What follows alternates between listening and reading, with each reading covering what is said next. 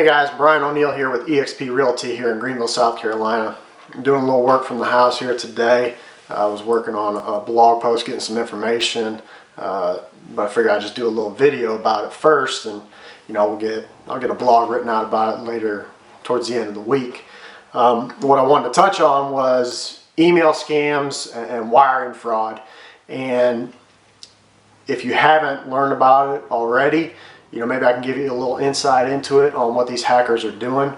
It seems to be running pretty rampant as a whole, but it's also pretty rampant in real estate. So what these hackers are doing is they are hacking into or breaking into the real estate professional's email or the consumer's email address. And they're going through their emails, and if they're purchasing a home or selling a home, they're following that email traffic.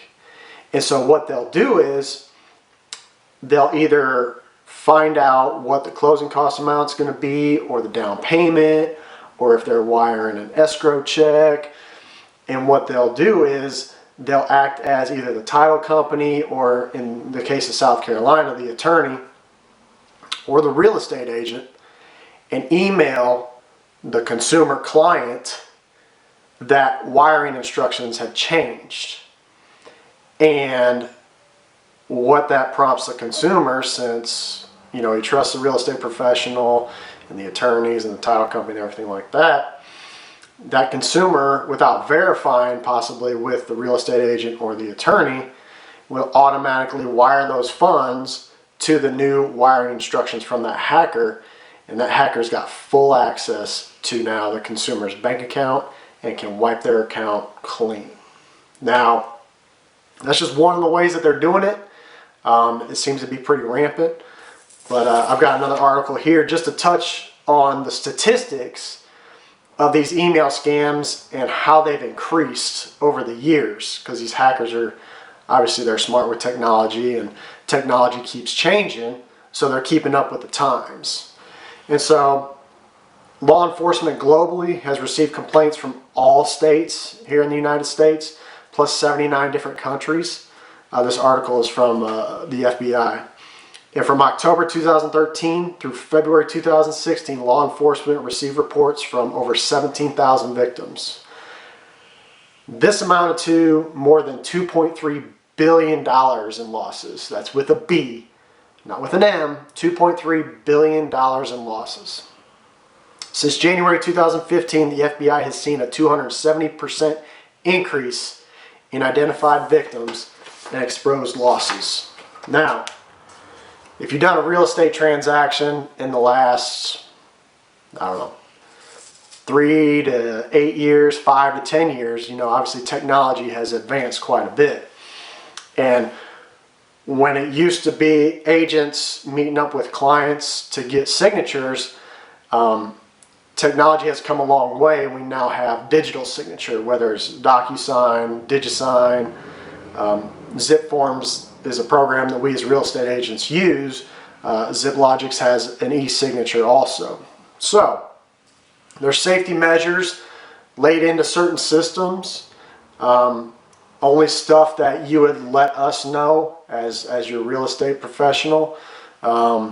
We could send that document, but we would have to send it to where you would have to verify that it is you getting this document, and there's a safe word basically, and you and I are the only ones that know it.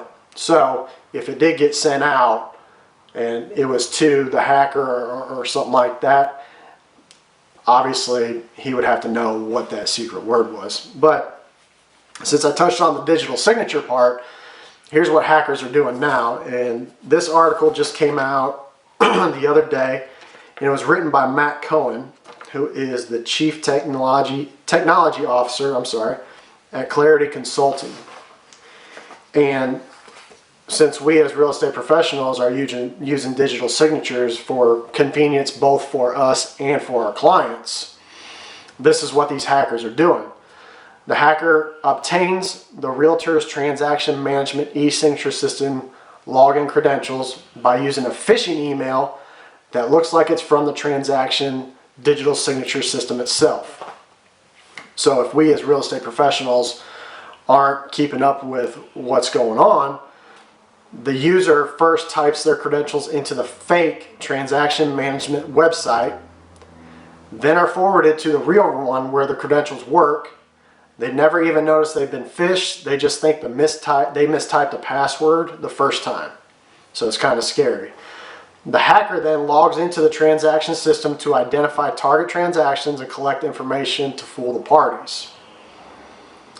Now, here's another scary thing. If the agent uses the same credentials to log into that e-signature or transaction room system as their email address, the hacker now has access both to the transaction system and their email address. The hacker then may set up an email filtering rule so emails from the client skip the inbox completely and go straight to the hacker. I mean, it's kind of crazy. Emails to clients can now be sent from the agent's real email address, and it's not even a spoofed email. So it only looks like it's from the agent's account.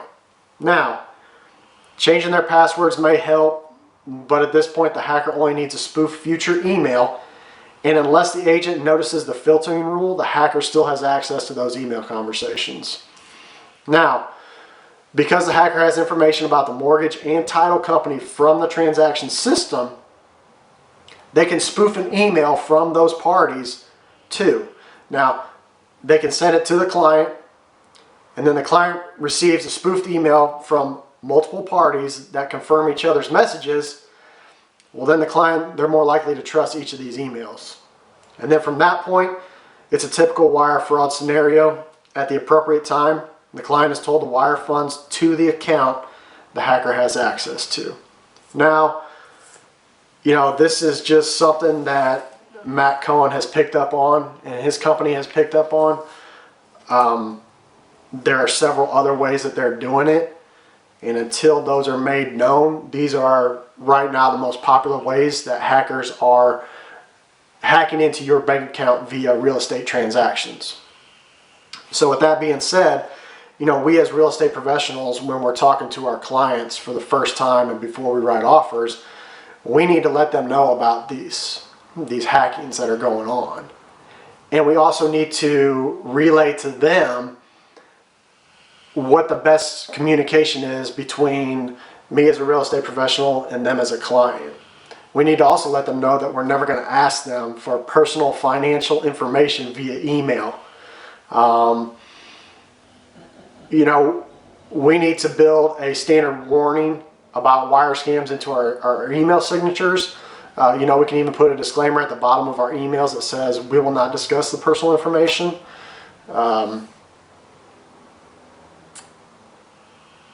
If we as agents engage in a wire transfer with our client, we need to advise them to call the party that they are wiring the funds to verify that it was them and it is them and all the proper wiring instructions are correct.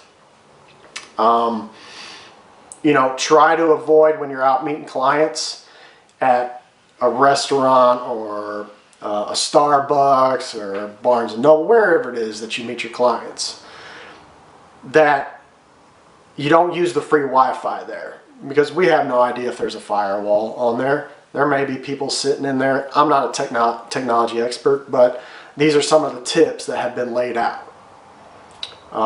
Technology's come so far with our cell phones that I have my own Wi-Fi and I use my own data on my phone.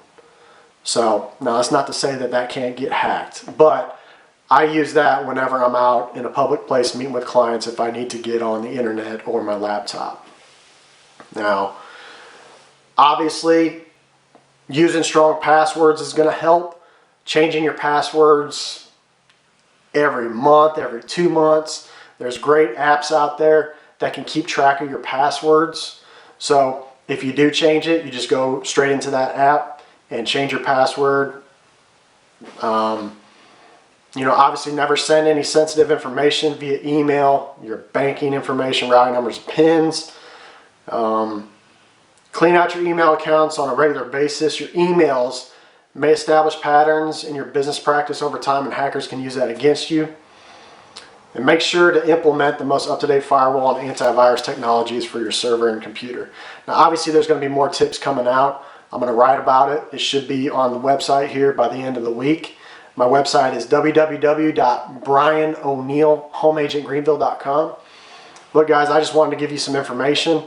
You know, if you have any questions, feel free to email me, brian.oneill, ONEILL, @exprealty.com. Y'all stay safe. Have a great day.